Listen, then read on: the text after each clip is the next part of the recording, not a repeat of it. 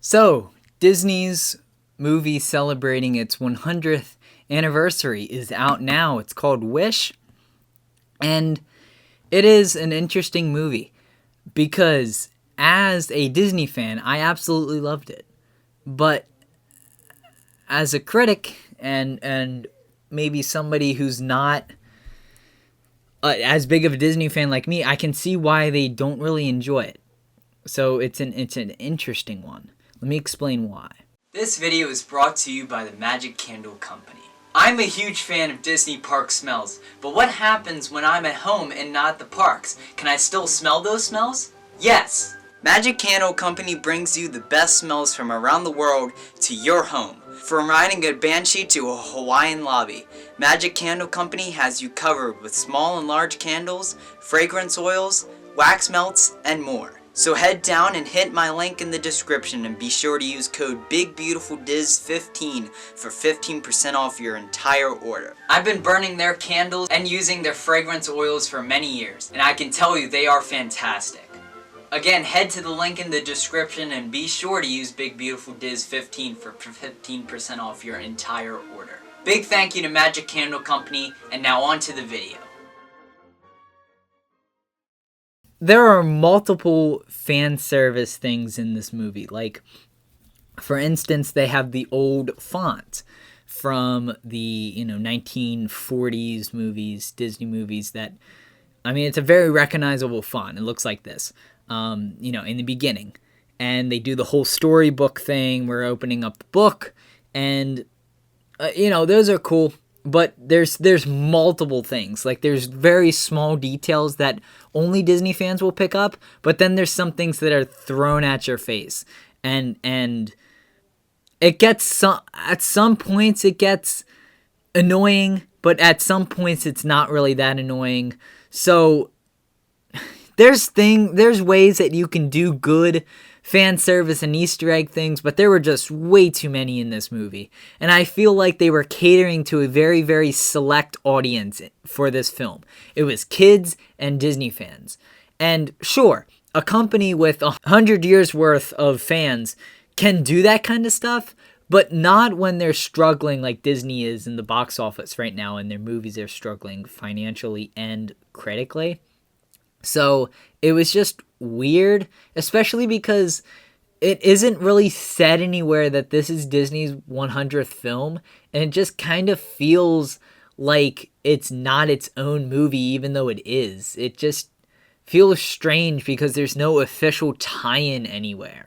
There's hints of tie-ins, but there's really no tie-ins whatsoever to existing franchises or Disney 100 in general. So the main story of the film is that King Magnifico is this well-loved king, and when you turn 18, you wish. And they have this whole ceremony, and you wish, and King Magnifico takes the wishes, and every year he grants one wish. But it is discovered by Asha that some of these wishes will never be granted, including her grandfather's 100th birthday wish. And his name is Saba, by the way. And he will basically his wish will never be granted. And there was a very interesting scene in the beginning of the movie.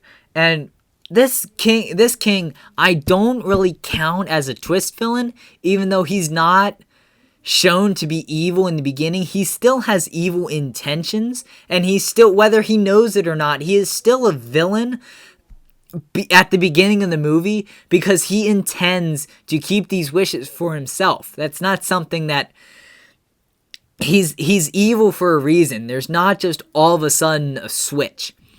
And like there's a difference between somebody being just inherently evil and a twist villain. This guy is not a twist villain. There's something very good said in the beginning, and it was about Asha's father. And he was a philosopher, and he used to look at the stars and believe that the stars could make your dreams come true, like when, wishing upon a star and stuff like that. He would go under a tree and look at the stars, and Asha would go with him. It's never really explained what happened to her father, but the king can relate to her because he also suffered loss, and it was not explained what that loss was. I wish it was, because it would give more depth to maybe give it a reason that he's keeping these wishes for himself, and give a little bit more depth to his character. I'm really disappointed that was not explained and looked upon further. When this is all found out that not all these wishes will come true, Asha decides to do something about it, and this Star character, literally named Star, comes down. He has special powers, and he can actually grant these wishes, and he can help Asha grant the wishes as well. He makes the goat have the ability to talk.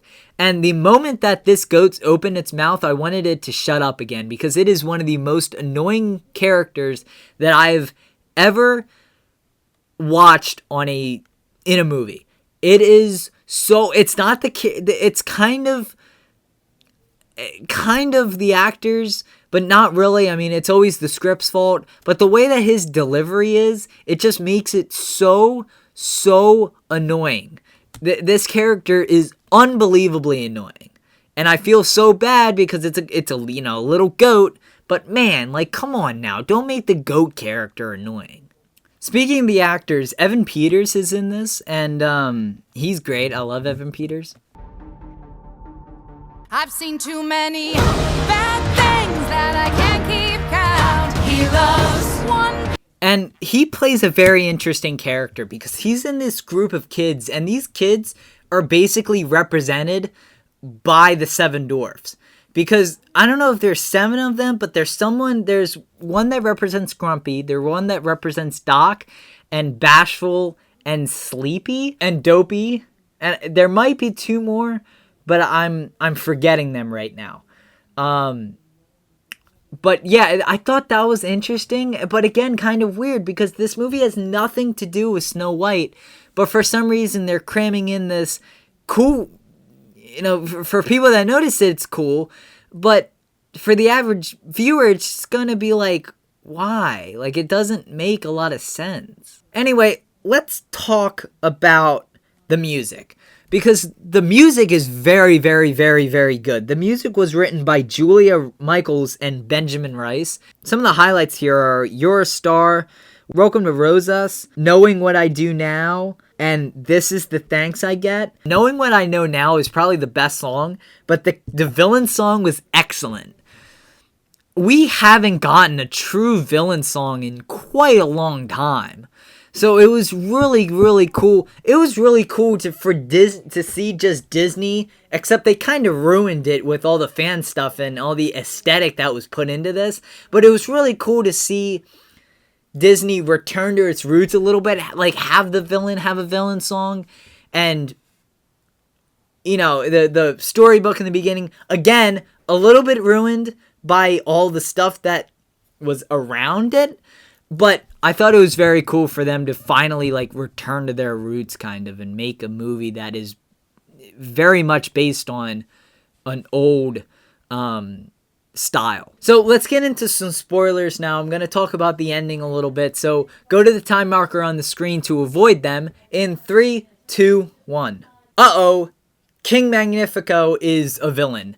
He is a bad guy, Then the way that he gets his power is by breaking the wishes and absorbing them, and that gives him his power. Not really explained why it gives him his power or what power this is, but he learns to do this by a dark magic book, and he becomes more and more powerful. He becomes more and more powerful, I should say, and then is instantly defeated within seconds. So take of that what you will, but very, very predictable, by the way. Very predictable villain. I liked him as a character, but and I liked him as a villain. I should say I liked him as a character and a villain, but again, just very predictable in not his motives, but the way that he is defeated. He becomes very powerful, and then all of a sudden it's just defeated. How is he defeated by a 17-year-old when he is supposed to be one of the most powerful magicians, I guess, in like the entire land.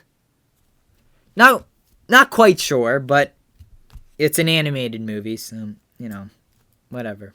But basically, the whole kingdom finds out that he's not a good guy, and he's defeated that way. Again, very predictable ending.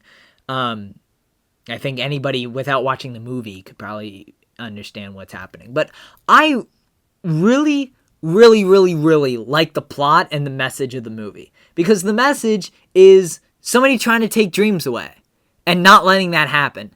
Because, of course, people in the real world try to take your dreams away. It sucks, but it happens.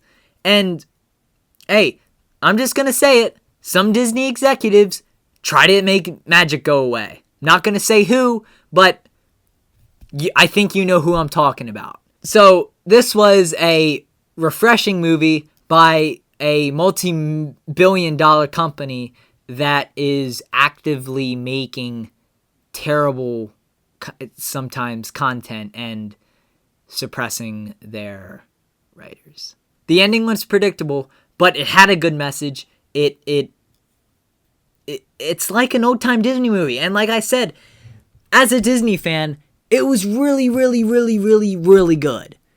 But just as somebody who is looking at it from someone who is not, it's not catered towards, I don't know. I wouldn't enjoy it as much as I did. So welcome back to people who didn't want spoilers. Let me give a quick just recap of what overall thoughts I have.